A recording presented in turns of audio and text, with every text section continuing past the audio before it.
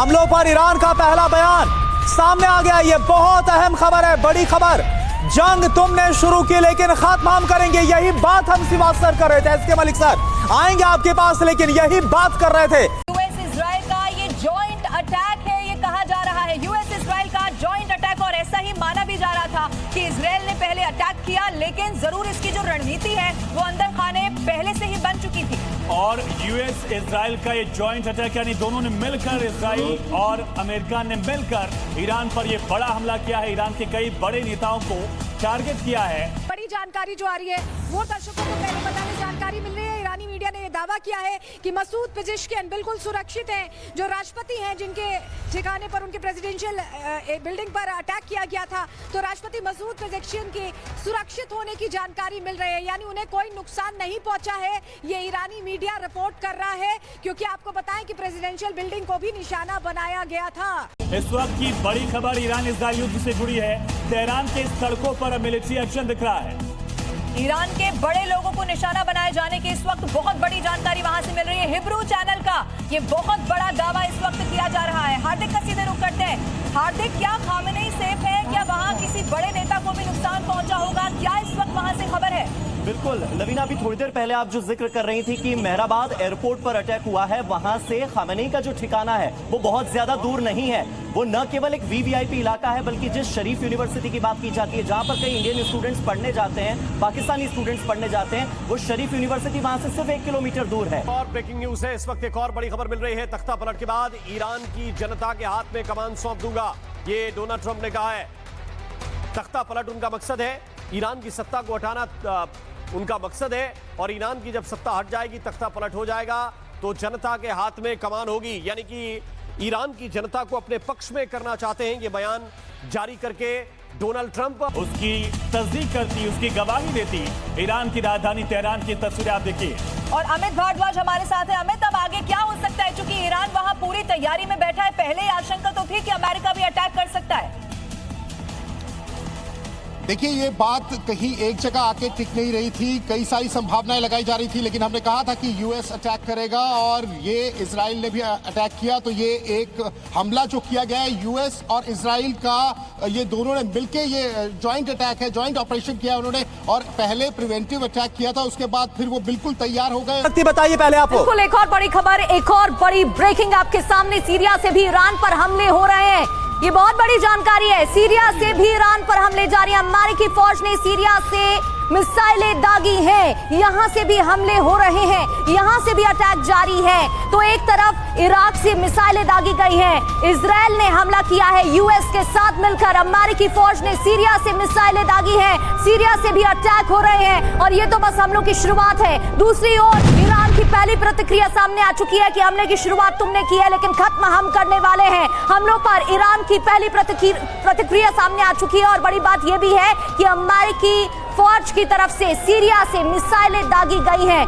ये खबर महज चंद धमाकों की इतला नहीं, बल्कि एक बड़े खतरनाक और दूर रस नताइज रखने वाले मरहले का आगाज है। तेहरान के मरकज में धमाकों की आवाजें दरअसल इस बात का ऐलान है कि मशरिक़ वुस्ता एक मरतबा फिर बराह रास्त जंग के दहाने पे आ खड़ा हुआ है, जहां सिफारतकारी पीछे हटती और मिसाइल्स आगे बढ़ते दिखाई दे रहे हैं। ईरान की सरकारी खबर रिसाई एजेंसी फारिस न्यूज एजेंसी के मुताबिक तेहरान के मरकजी इलाकों में 3 जोरदार धमाकों की इब्तदाई तौर पर आवाजें सुनी गई, और उन्हीं इत्तलात में बताया गया कि मुतअद्दिद मिसाइल्स तेहरान की दानिशगाह स्ट्रीट और जमहूरी इलाके में गिरे। ये दोनों इलाके ना सिर्फ गुंजानाबाद थे, बल्कि इंतजामी, तालीमी और सियासी लिहाज से भी हसास तस्वर किए जाते हैं। इसका मतलब यह है कि हमले का मकसद महज अस्करी तंसीबात नहीं, बल्कि वाज़ेह नफ्सियाती और सियासी पैगाम देना था। और इसके साथ फिर धमाका सदर के सेक्रेटरीट के ऊपर हुआ, और फिर उसके साथ धमाका एक एयरपोर्ट के ऊपर हुआ। जब इजराइल ने ईरान के खिलाफ जिस कार्रवाई का आगाज किया है, उसे प्रीएम्प्टिव यानी कबल अज वक्त दिफाई हमला करार दिया जा रहा है। इस इस्तिलाह का इस्तेमाल खुद इस बात की निशानदही करता है कि इजराइल इस हमले के मुस्तकबिल के किसी मुमकिना खतरे को रोकने के नाम पर जायज ठहराना चाहता है, चाहे वो खतरा फिलहाल अमली शक्ल में मौजूद हो या ना हो। क्योंकि ईरान को तो वक्त चाहिए। अमेरिका ने अपनी सारी फोर्सेस ले आया, जितनी लानी थी उसने, वो तो ले आया है, वो तैयार है बिल्कुल अटैक करने के लिए। इजराइल बिल्कुल तैयार है। अमेरिकन ने इवैक्यूएशन कर दी है अपने बेसिस से, अपने लोगों को निकाल दिया है, सिर्फ मिलिट्री के जो कोर एलिमेंट्स हैं उनको रखा है और सब कुछ तैयार है, बटन दबाएंगे तो अटैक शुरू हो सकती है। मगर और नेवी शेवी तो है नहीं, उनके पास तो दो ही चीजें हैं कि वो स्ट्रेट ऑफ हॉर्मुज को ब्लॉक कर सकते हैं, मगर उसके साथ अमेरिका को तो इतना फर्क नहीं पड़ेगा, दुनिया को, बाकी रेस्ट ऑफ द वर्ल्ड को बड़ा फर्क पड़ जाएगा, क्योंकि तेल की सप्लाईज रुक जाएंगी तो जाहिर है तेल की कीमत बढ़ जाएगी, मगर और लोगों को नुकसान हो जाएगा।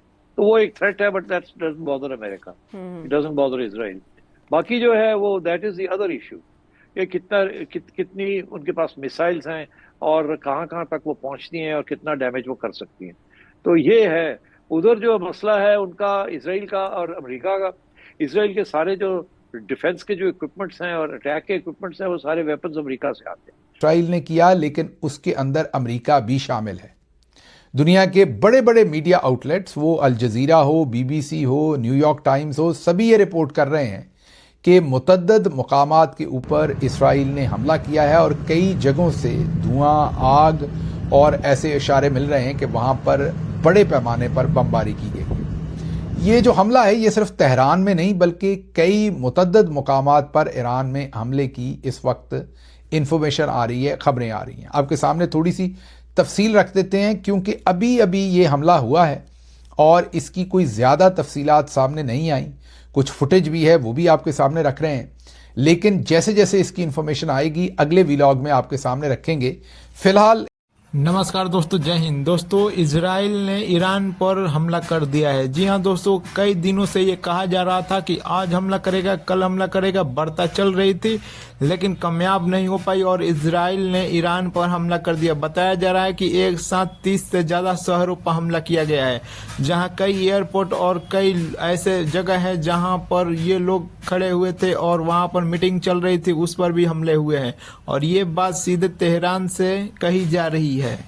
साथ ही दोस्तों, ये देखने के बाद पाकिस्तानी मीडिया भी चीख रही है कि किस तरह से इजराइल ने कहने के बाद इस तरह से हमले कर दिए हैं और जिस तरह से हमले हुए हैं ये बता रहा है साफ तौर पर कि बहुत ही बड़ा हमला है और इससे आगे बढ़ने की खतरा भी बताया जा रहा है। साथ में ये भी कहा जा रहा है कि यहाँ पर हम रजीम चेंज करना चाहते हैं। डोनाल्ड ट्रंप की तरफ से ये बड़ा ऐलान किया गया जब हमला हुआ। दोस्तों, वीडियो पसंद आए तो वीडियो को लाइक करें, शेयर करें और इस चैनल को सब्सक्राइब करें। पास आ रही हैं ये ईरान की दारुल हुकूमत तेहरान की है, जहां पे इजराइल और अमेरिका ने जॉइंट एक हमला किया है। एक नहीं, कई हमले किए हैं।